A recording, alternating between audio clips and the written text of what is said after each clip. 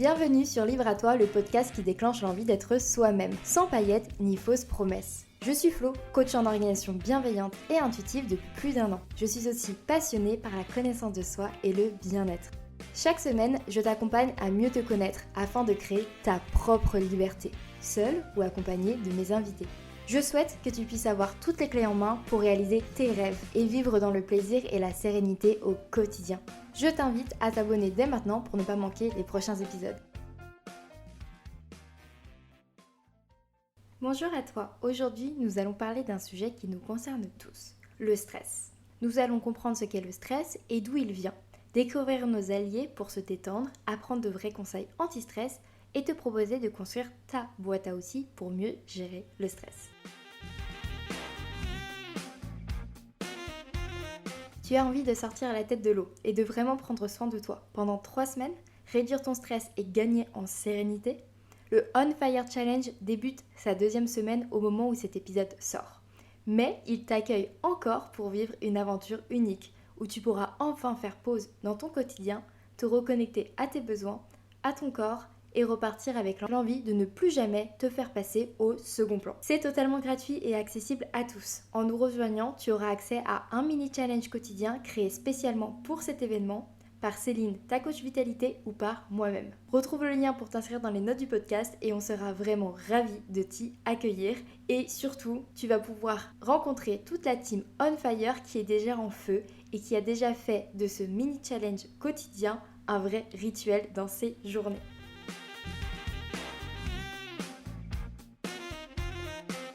Tout d'abord, si on comprend ce qu'est le stress, on est déjà plus armé pour le réduire, voire l'éliminer.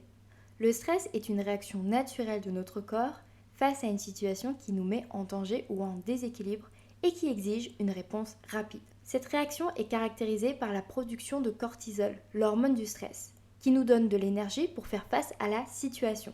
Ce qui est de base pas du tout négatif, car cette réaction peut nous permettre de survivre à un danger imminent par exemple. Cela peut entraîner une poussée d'adrénaline, une augmentation du rythme cardiaque et une respiration rapide. Tout ça permet d'envoyer un signal à ton cerveau pour dire « Attention, il va falloir faire quelque chose, on est en danger ». Et tout ce que ton corps vit à ce moment-là, ce sont des signaux d'alarme pour que tu puisses réagir. Cependant, si le stress devient chronique, il peut avoir des effets négatifs sur ta santé mentale et physique. Il est donc important de comprendre d'où vient notre stress pour mieux le gérer. Si tu es comme la plupart des gens, il y a de fortes chances que tu aies connu des moments de stress dans ta vie. Plus ou moins forts, ça dépend. Le stress peut être déclenché par des événements majeurs tels qu'un changement de travail, un déménagement ou une perte d'emploi. Ou il peut être causé par des facteurs quotidiens tels que des problèmes familiaux, des délais serrés ou des responsabilités professionnelles contraignantes. Si tu souffres de certains de ces symptômes physiques, il est possible que tu sois sujet au stress. Tension musculaire, douleurs musculaires ou maux de tête, fatigue, épuisement ou insomnie, problèmes gastro-intestinaux tels que des douleurs abdominales, nausées ou diarrhée, ou constipation, sueur, frisson ou tremblement, changement de poids tels que gain ou perte de poids soudaine, problèmes de peau comme l'eczéma ou l'acné, personnellement moi c'est l'eczéma, tendance à attraper des infections plus facilement ou des problèmes de santé chroniques exacerbés, modification de ton appétit ou de tes habitudes alimentaires qui ne sont pas du tout voulues. Tu peux également, dans certains cas assez graves, ressentir des douleurs thoraciques, avoir des palpitations cardiaques ou une augmentation de ta fréquence cardiaque ou même une augmentation de ta tension artérielle. Si c'est ton cas et que tu n'as pas encore consulté de médecin, je t'invite à le faire. Cependant, il est important de noter que ces signes peuvent également être les résultats d'autres problèmes de santé. Il est donc important, comme je te le disais, de consulter un professionnel de la santé pour exclure d'autres causes possibles. Si tu souffres de l'un de ces symptômes et que toute cause de maladie ou autre souci de santé est exclue, alors là, il est important de prendre soin de toi et de trouver des moyens efficaces pour gérer ton stress. C'est ce qu'on va voir ensemble aujourd'hui. Mais avant, je voulais aussi te parler des conséquences qui ne sont pas physiques mais qui peuvent également être déclenchées par le stress. Des problèmes de concentration, des difficultés à prendre des décisions ou des troubles de la mémoire, une irritabilité inhabituelle, des sautes d'humeur ou un sentiment de tristesse qui ne t'appartient pas vraiment, une perte d'estime de soi ou un sentiment d'impuissance, une diminution de ta motivation, de ta créativité ou même de ta productivité. Il est important de prendre en compte ces conséquences non physiques du stress, car elles peuvent avoir un impact majeur sur ton bien-être global et ta qualité de vie. Et dans les cas les plus graves, tu peux aussi vivre de l'isolement social ou de difficultés relationnelles, d'absentéisme au travail ou à tes études ou des difficultés professionnelles. Une dépendance à l'alcool, aux drogues ou aux médicaments est également possible. Si tu souffres d'un stress comme celui-ci qui te paralyse, te rend malade ou déclenche des crises d'angoisse très régulièrement, dans ce cas, il est possible que ce soit de l'anxiété, des troubles anxieux, un état dépressif, voire de la dépression ou une autre maladie mentale. Et tout ça, c'est des choses qui peuvent être apaisées par tous mes conseils que je vais te partager aujourd'hui, mais ce ne sera sûrement pas suffisant. Le plus important, c'est de demander de l'aide et le plus tôt possible à des personnes compétentes comme des psychothérapeutes ou ton médecin généraliste. Ta santé mentale est aussi importante que ta santé physique. Donc n'hésite pas à te faire aider si tu te sens dépassé par la situation. Je sais que tout ce que je partage, c'est pas forcément très réjouissant et ça vend pas du rêve ou c'est pas très sexy. Mais c'était hyper important pour moi de commencer par ça pour déjà savoir si tu te sens concerné ou pour te donner tout de suite un gros warning selon tes symptômes. Mais il n'est pas utile de paniquer, de t'angoisser ou de stresser encore plus. Dis-toi que maintenant tu sais et que justement tu vas pouvoir agir pour te sentir mieux.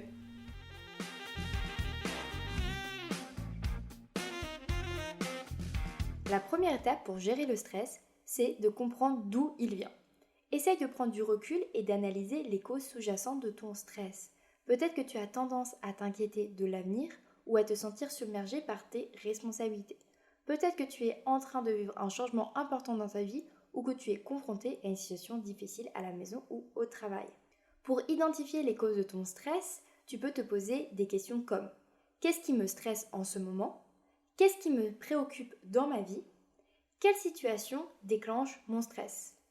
Sans oublier de te demander pourquoi. Ça va te permettre de remonter à la vraie source du stress qui n'est peut-être pas du tout celle à laquelle tu penses en premier. Et une fois que tu as identifié les sources de ton stress, tu peux commencer à trouver des solutions pour le gérer. Mais avant, il est important de comprendre que le stress est une réaction naturelle de ton corps et qu'il est normal de ressentir du stress dans certaines situations. Et que cela devient inquiétant si ce stress persiste et devient handicapant dans ton quotidien, comme je te le disais avant. Accepte ton stress plutôt que de le combattre ou de l'ignorer. Tu peux apprendre à l'accepter et à le gérer de manière positive.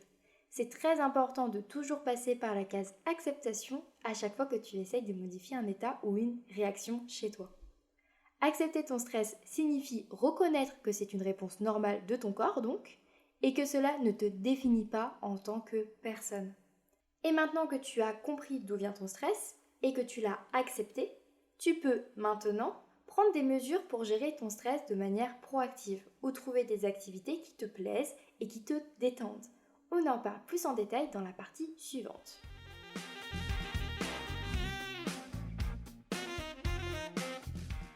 Identifie tes alliés pour te détendre. Il existe de nombreuses techniques pour aider à réduire le stress, telles que la méditation, la respiration profonde, le yoga, la visualisation ou encore l'automassage. Il y a aussi tout ce qui est activité créative ou simplement prendre du temps pour toi et faire ce que tu aimes. Trouve ce qui fonctionne le mieux pour toi et essaie de l'intégrer dans ton quotidien. On est toutes et tous différents. Je le dis tout le temps, je le répète et je le répète pour vraiment que ça rentre. Parce que c'est hyper important de ne pas juste faire du copier-coller sur ce qui fonctionne pour les autres. Trouve ce qui fonctionne pour toi. J'avais quand même envie de te partager quelques conseils que tu as sûrement déjà dû entendre plein de fois pour t'aider à réduire ton stress. Mais comme pour tout, il n'y a que le passage à l'action qui permet vraiment de vivre des changements. Et j'espère qu'avec tout ce que j'ai partagé avant, tu comprends et acceptes mieux ton stress et donc tu auras plus de facilité à mettre en place de nouvelles habitudes. Toutes ces techniques permettent de se recentrer sur soi-même, de calmer ton esprit et de réduire ton niveau de cortisol. Et c'est tout ce qu'on veut. Il est important de prendre soin de soi au quotidien pour réduire ton niveau de stress. Je vais te partager principalement des activités que tu peux faire seul, mais passer du temps avec tes proches en réel ou en virtuel peut aussi énormément t'aider, selon la manière dont tu recharges tes batteries.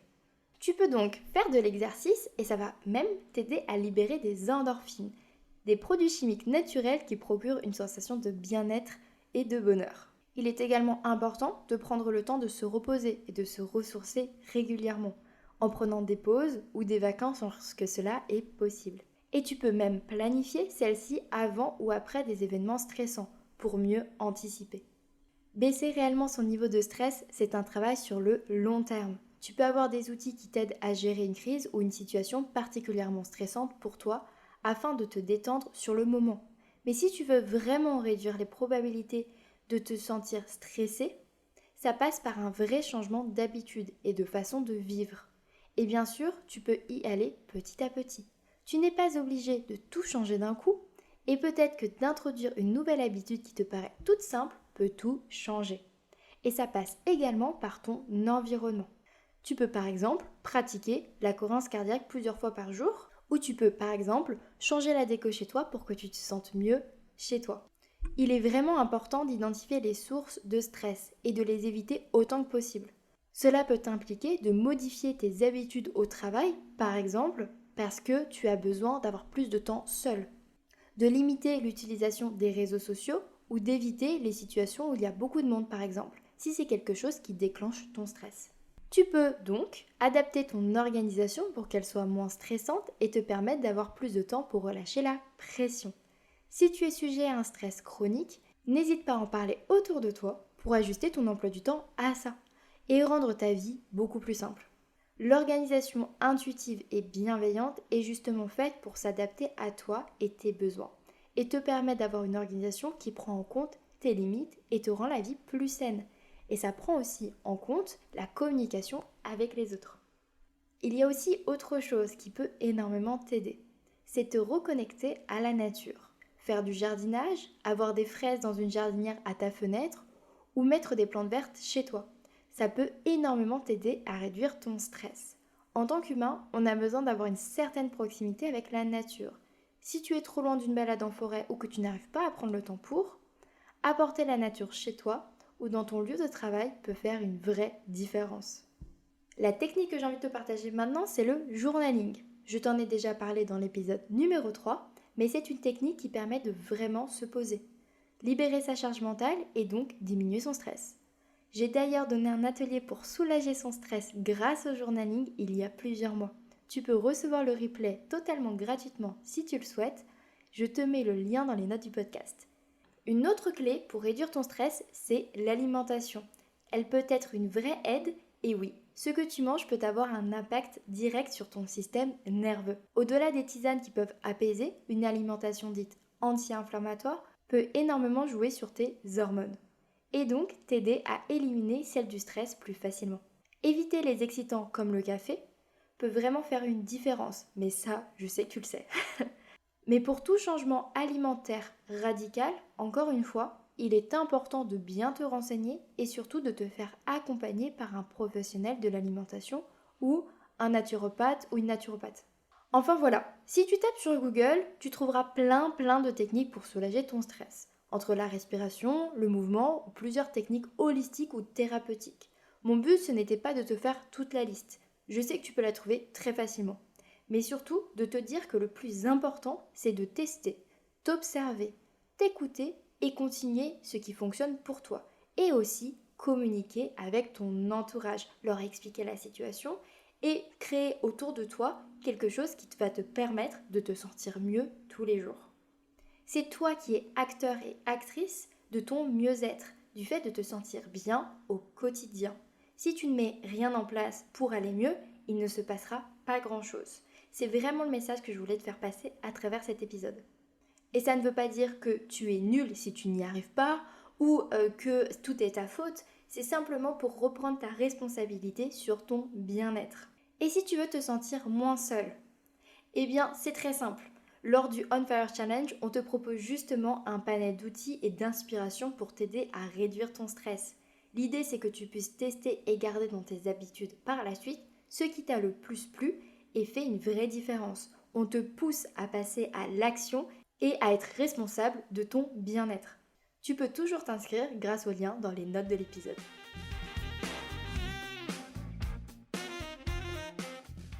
Et maintenant, je t'invite à construire ta boîte à outils pour mieux gérer le stress. C'est le moment où tu prends un post-it, une feuille ou tes notes de téléphone et où tu commences à lister tout ce qui t'aide quand tu as besoin de te détendre. Cette boîte à outils peut inclure des techniques de relaxation, des activités anti-stress, des techniques pour t'organiser différemment ou encore des ressources pour t'aider à faire face à des situations stressantes. Comme des livres ou des podcasts.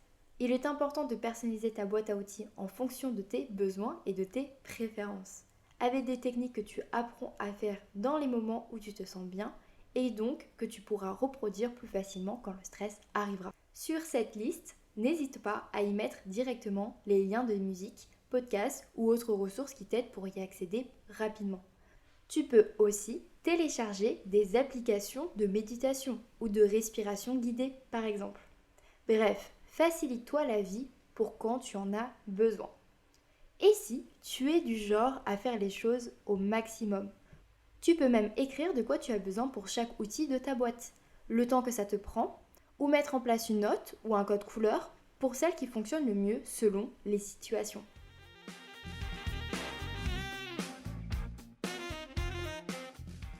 Les points importants à retenir sont qu'avant tout, comprendre et accepter ton stress, c'est très important pour te permettre d'aller mieux et identifier ce qui le déclenche pour adapter ton quotidien en conséquence.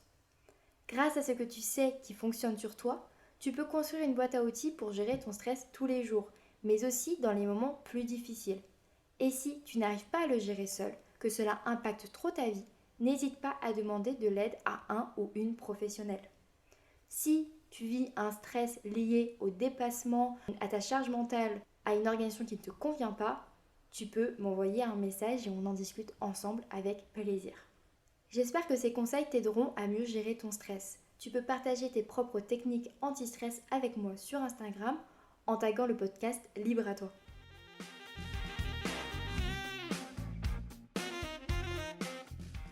Les portes du On Fire Challenge sont encore ouvertes jusqu'au 9 avril. Tu peux le rejoindre aujourd'hui et débuter le challenge depuis le début, ou le suivre en temps réel et revenir sur les jours précédents selon tes envies. Tu n'as pas besoin d'être en vacances ou d'avoir du temps pour ça, car il est créé justement pour t'accompagner et t'aider à prendre du temps dans ton quotidien déjà chargé. Pour nous rejoindre, c'est très simple. Tu t'inscris via le formulaire en lien dans les notes de l'épisode, tu confirmes ton adresse mail et tu reçois un premier mail avec le lien pour rejoindre le canal Telegram du challenge. Et ensuite, tu n'as plus qu'à te laisser guider et surtout passer à l'action pour de vrai. Je te remercie d'avoir écouté l'épisode jusqu'au bout. Pour soutenir le podcast, tu peux le partager à une personne à qui ça plairait, me laisser une note sur ta plateforme préférée d'écoute ou même m'envoyer un message directement sur Instagram pour me dire ce que tu en as pensé. Et n'oublie pas, libre à toi d'oser être toi-même pour créer ta liberté.